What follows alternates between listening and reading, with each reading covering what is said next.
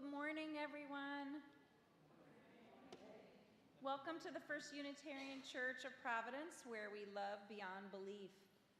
We welcome you, whoever you are, whomever and however you love, and whatever you may or may not believe.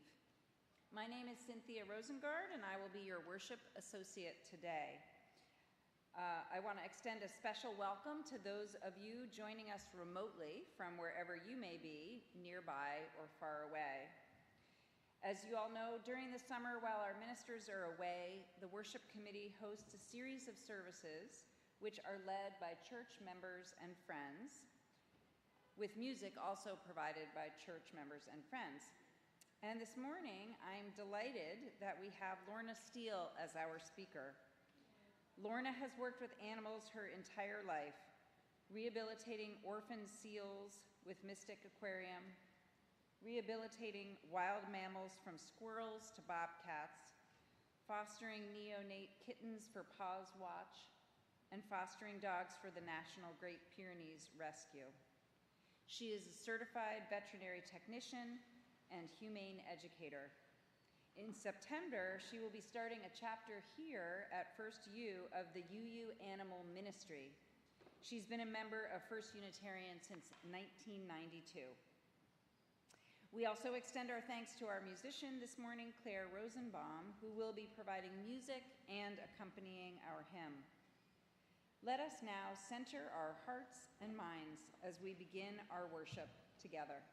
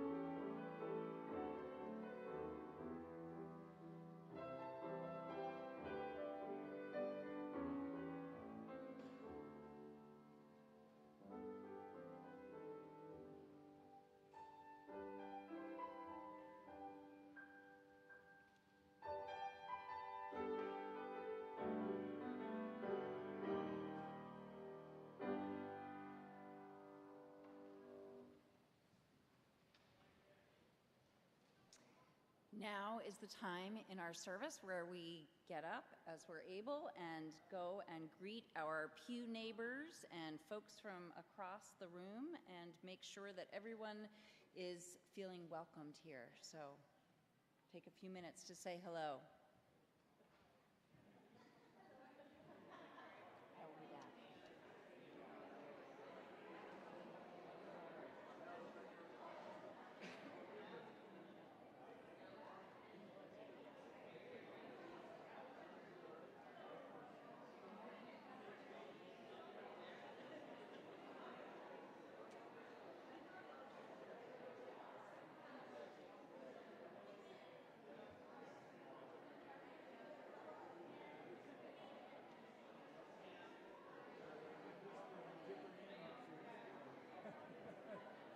We very much enjoyed your dance back there. That lightened my anxiety.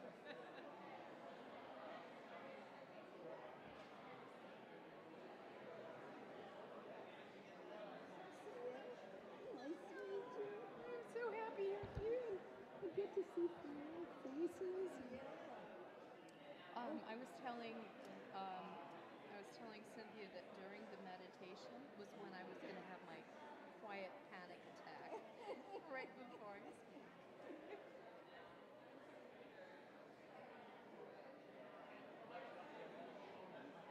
What? I'm Peter Brady. I know. I do remember you. Oh my God, God. it's been forever. I do remember Forever. you. I used to have a crush on you. Oh, come on. I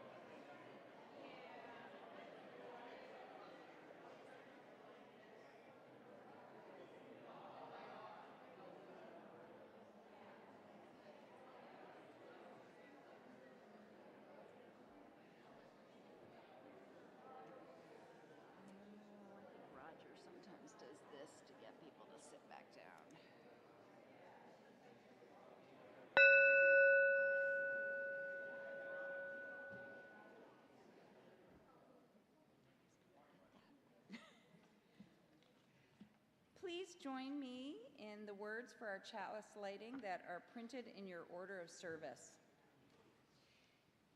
This light burns also in our hearts, and it lights the way towards harmony, justice, and hope for all.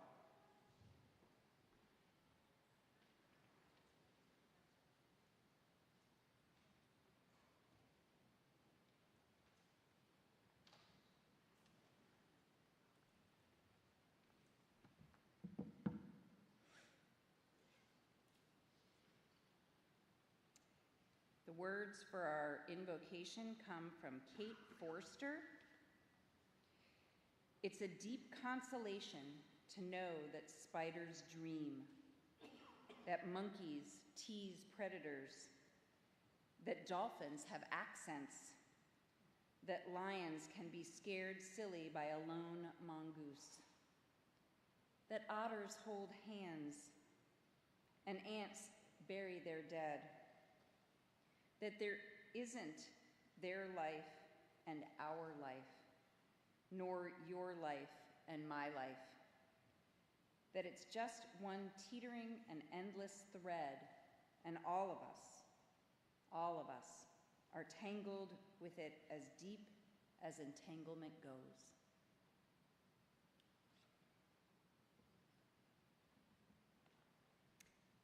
And now I'd like to share our covenant. And please, whether you're a member of the church or not, feel free to join us. Again, it's printed in your order of service. We, the members of the First Unitarian Church of Providence, with respect for the worth and dignity of each person, with wonder at the light we know by many names, and with gratitude for our deep connection to each other and to the larger web of existence, covenant to walk together in our search for truth, seeking the paths of wisdom, compassion, and justice. Our reading comes from Emily Dickinson, a transcendentalist poet. If I can stop one heart from breaking, I shall not live in vain. If I can ease one life the aching, or cool one pain, or help one fainting robin unto his nest again, I shall not live in vain.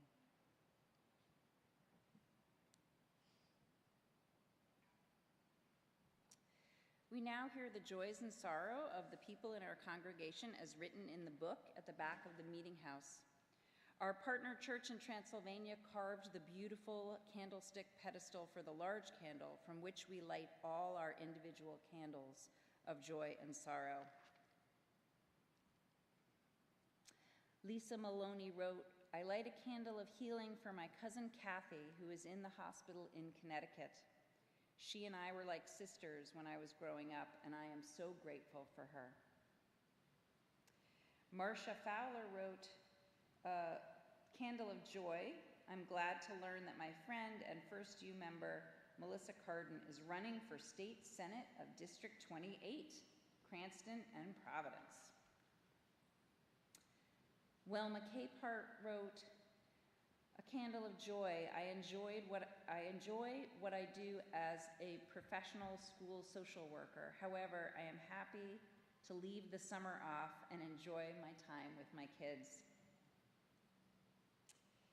And a candle of hope that humans evolve to live in harmony with the earth and all its beings. Friends, let's rest in gladness that we have each other to share in our joys and sorrows. It makes all the difference.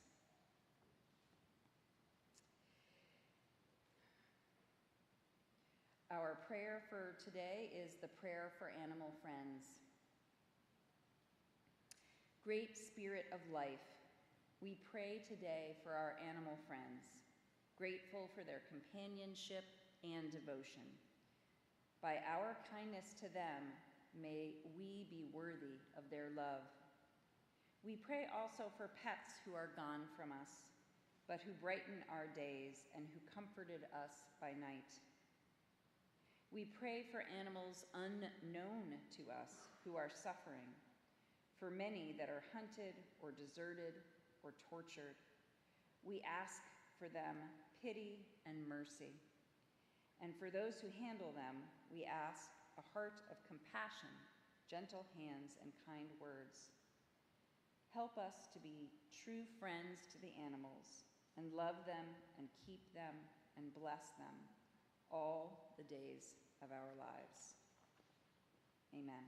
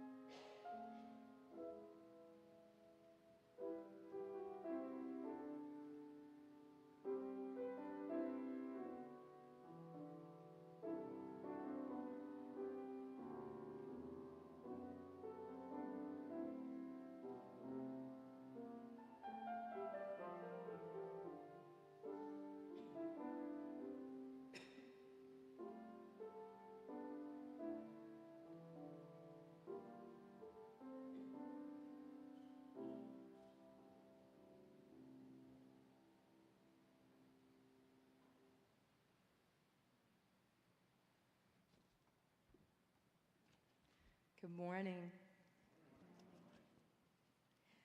Of all the UU principles that I hold dearest, Article 2 includes in its language about the interdependent web. We covenant to protect Earth and all beings from exploitation. All beings. How do we honor that? UU Reverend Joyny suggested a UU blessing. May my understanding of the worth and interdependence of all life comfort me and keep all beings from harm. To paraphrase Brittany Mickelson, in our interconnectedness, we should acknowledge that all beings have the capacity for love, joy, pain, and fear. So there's a lot of language out there about our connection to animals, but what happened to make that something we had to relearn? In the very earliest versions of the Christian writings and of the Jewish Talmud, God gave us plants to eat and animals for companions. Over the centuries, more and more exceptions were made until finally society in the Western world ended up with a hierarchy of man over animal. And not a gentle one. Dominion, that has been our role. I challenge that, and as UUs, we must all do so. In his research, Franz de Waal shows us that many animals are predisposed to take care of one another, come to one another's aid, and in some cases, take life-saving action.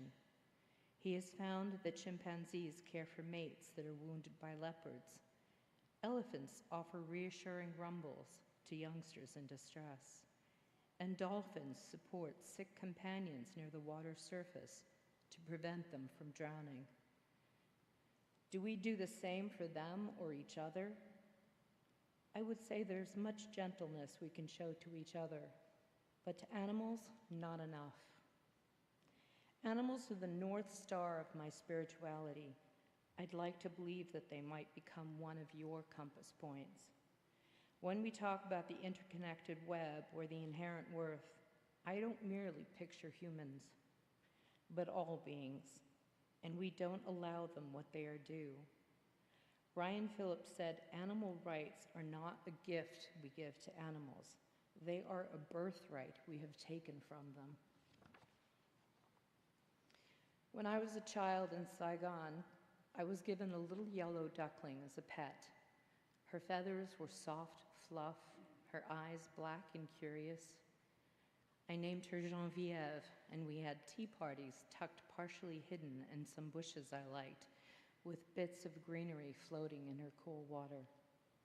I was a shy child in an increasingly war-torn country, and she was my only constant.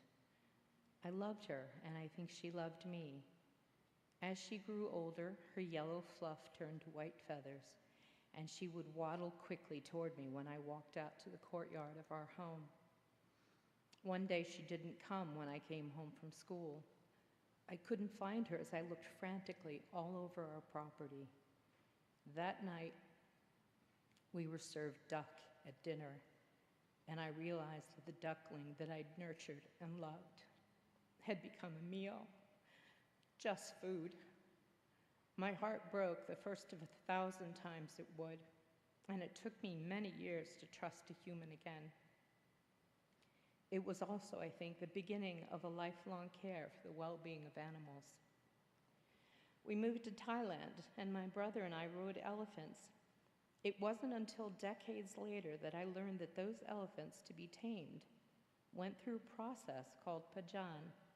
It was a breaking of the spirit by beating, pinning back of their ears with metal, and confinement.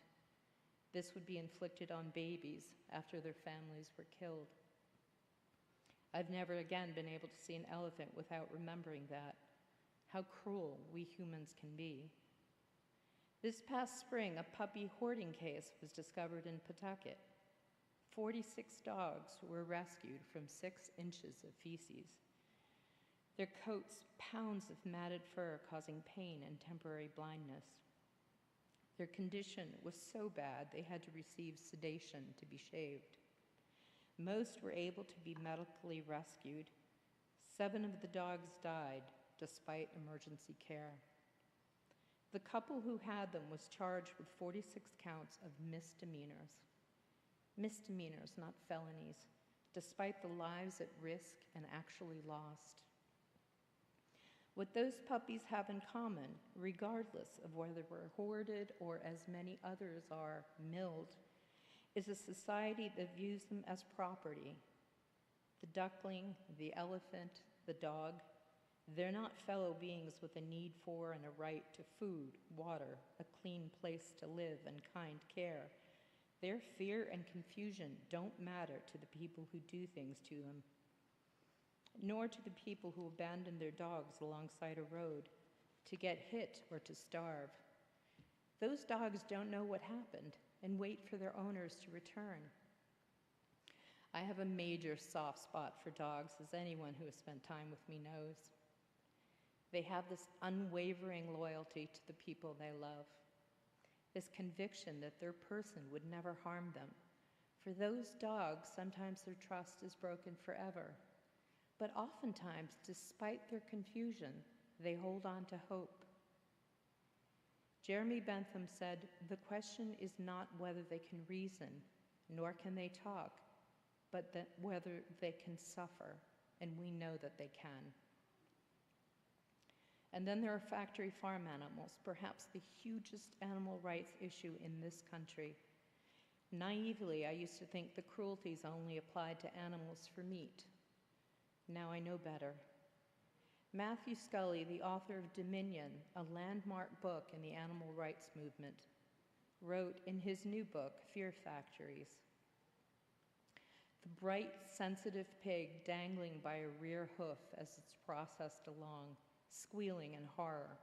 The veal calf taken from his mother, tethered and locked away in a tiny stall for all of his brief, wretched existence. It would make us sick to watch, and yet our demand for the resulting products, and here I'll continue in my own words, the demand makes us turn a blind eye. We don't want to think about the slaughter of beef or the violence against pigs, females confined to metal gestation crates where they give birth on concrete, and males controlled by being struck on the snout with a board or metal bar called boar bashing. And that's just one set of abuses. Then pieces of their bodies are wrapped neatly in cellophane in the meat section of a supermarket. They're faceless, without personality or connection, just food. I've always wondered how humans can be so viciously cruel.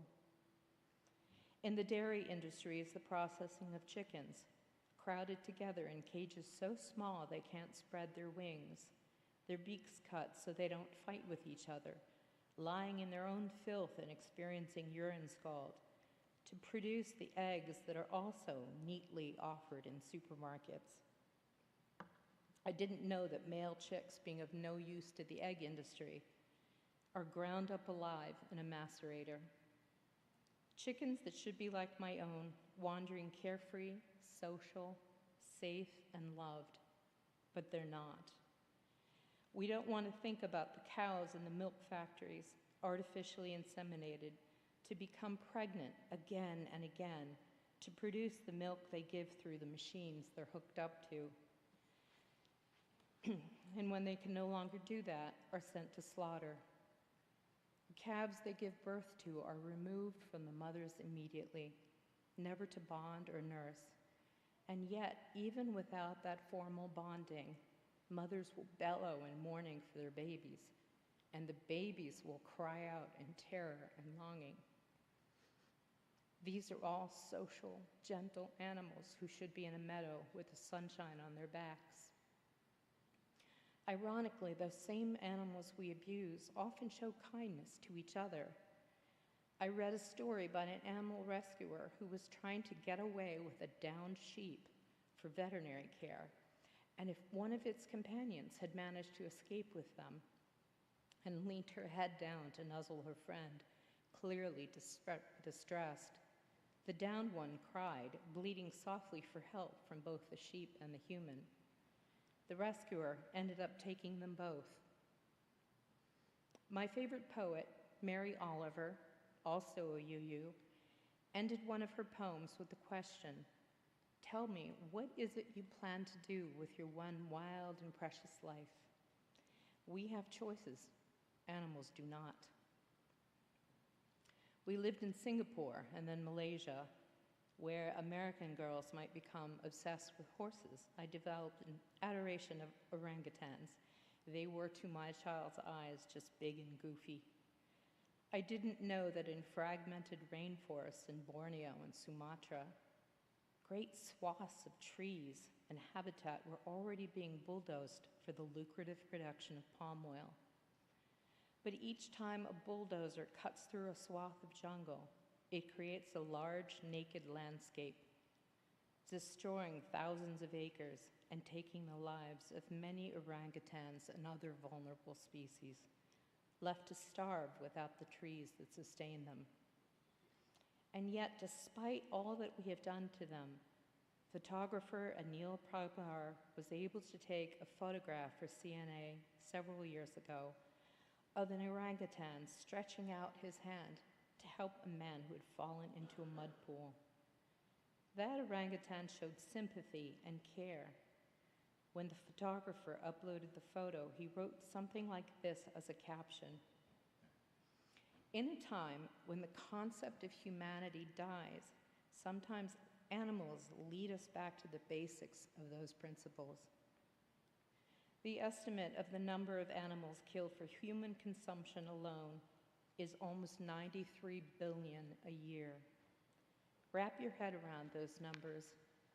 93 billion lives, and not just killed, but their brief lives deprived of joy, unable to live without loss and terrible pain. Emily Barwick wrote, "We have an overwhelming sense of loss.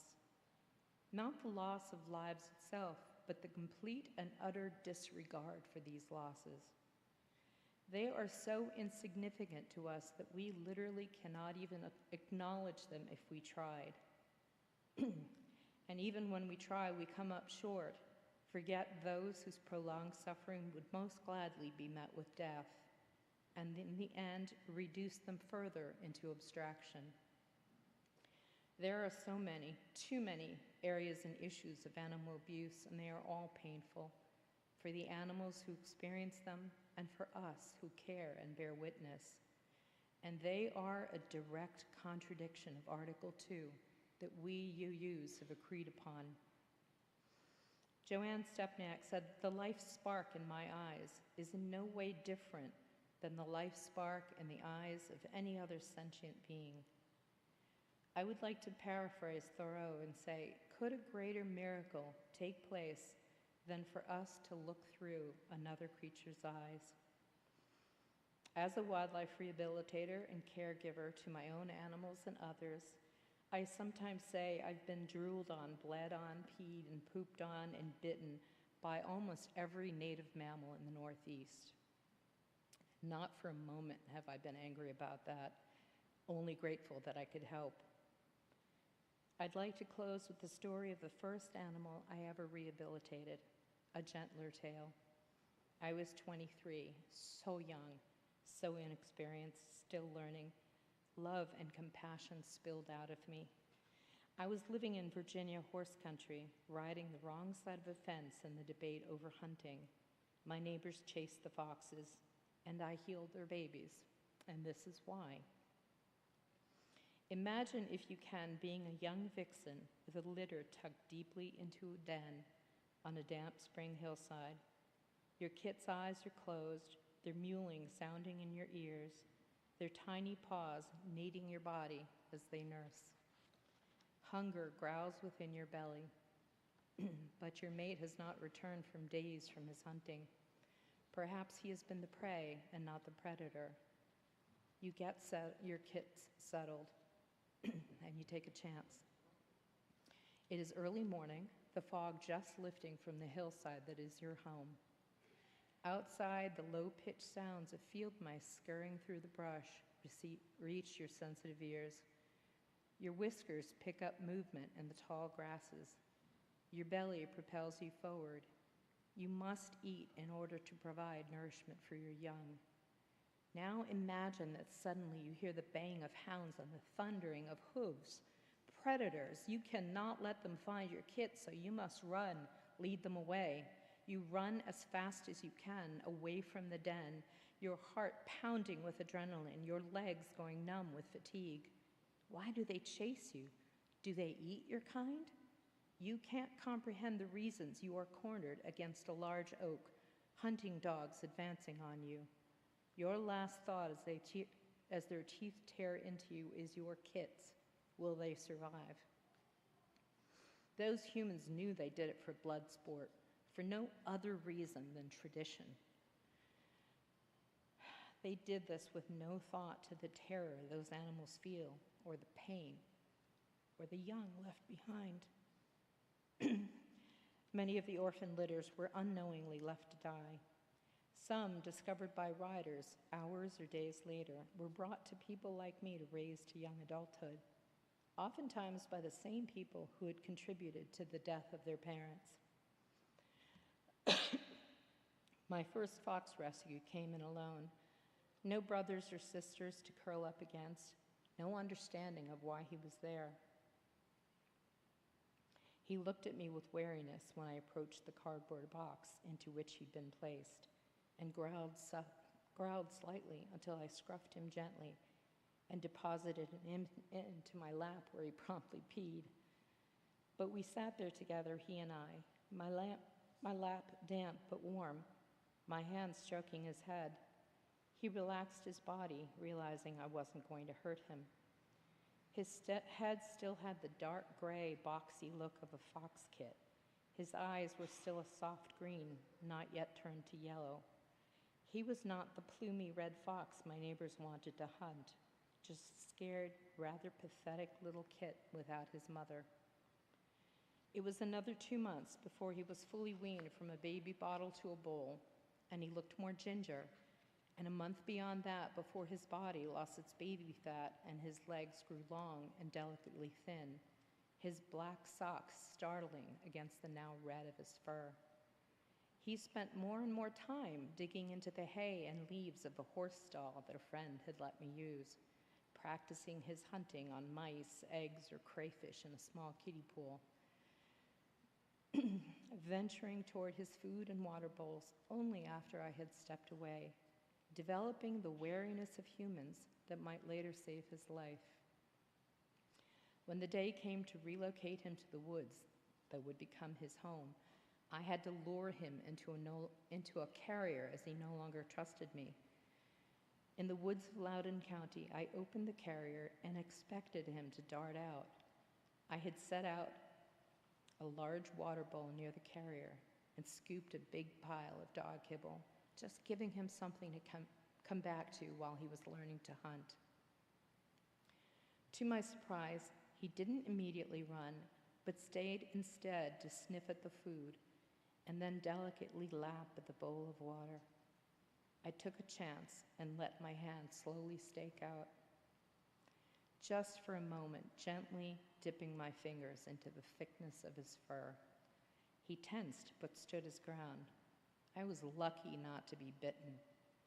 I looked down at the bowl and saw his reflection and mine, merging together in a blur of identity, and then he darted away. Several minutes later, he stopped and turned his head. He gave me one long look through his cat-like golden eyes, and then he was gone. Thoreau argued in Walden that the divine exists not just in all people, but can be perceived in all of nature. Finally, someone was acknowledging that God could be found in the eyes of a fox. There should not be dominion, but coexistence.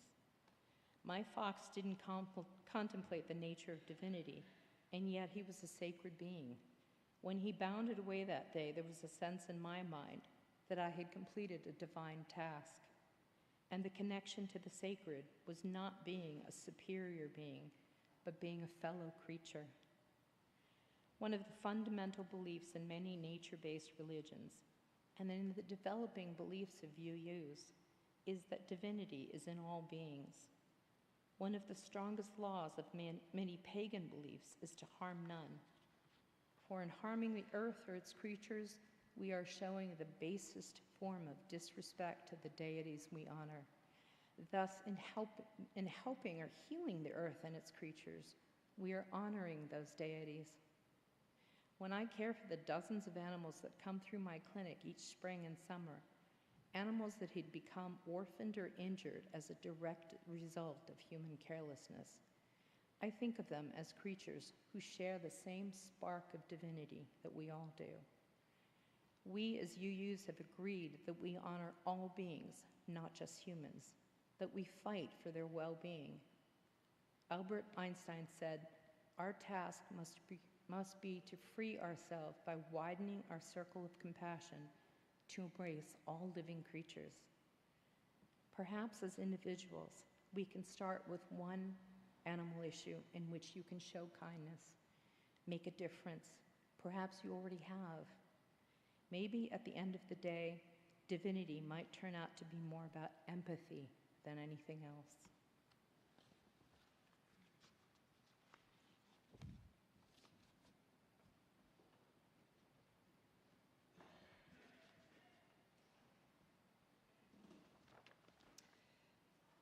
Please rise as you're able and join in singing hymn number 175, "We Celebrate the Web of Life."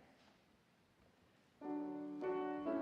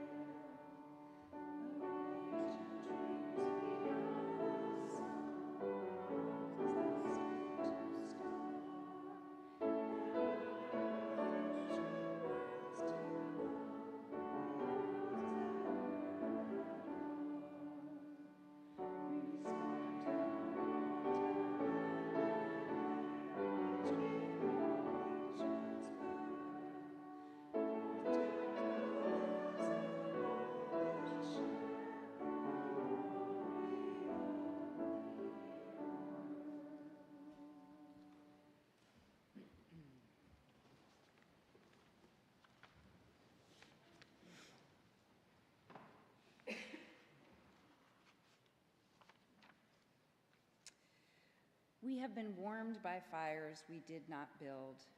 We have drunk at wells we did not dig. And we have gathered in fellowship in this space that is far older than any of us assembled. But it is this space that we create and recreate anew that bonds us to each other. We pass our collection baskets to make a community expression of thanks for our many blessings, those we have witnessed and those yet to come. The morning offering for the work of the congregation will now be generously given and gratefully received. And as always, thank you for all that you give, all that you do, and all that you are.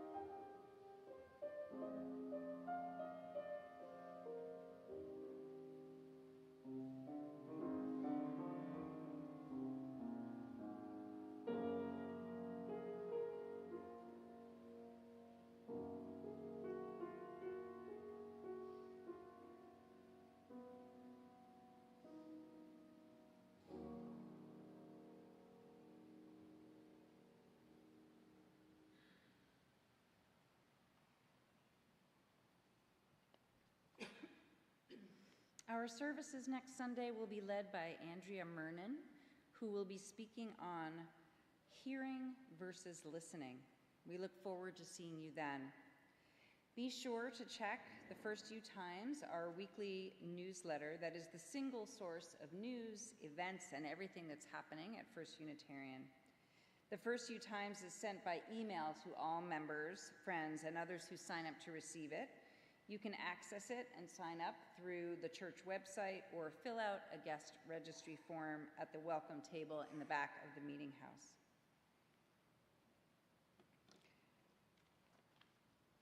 Our benediction comes from Albert Schweitzer, A Prayer for Animals.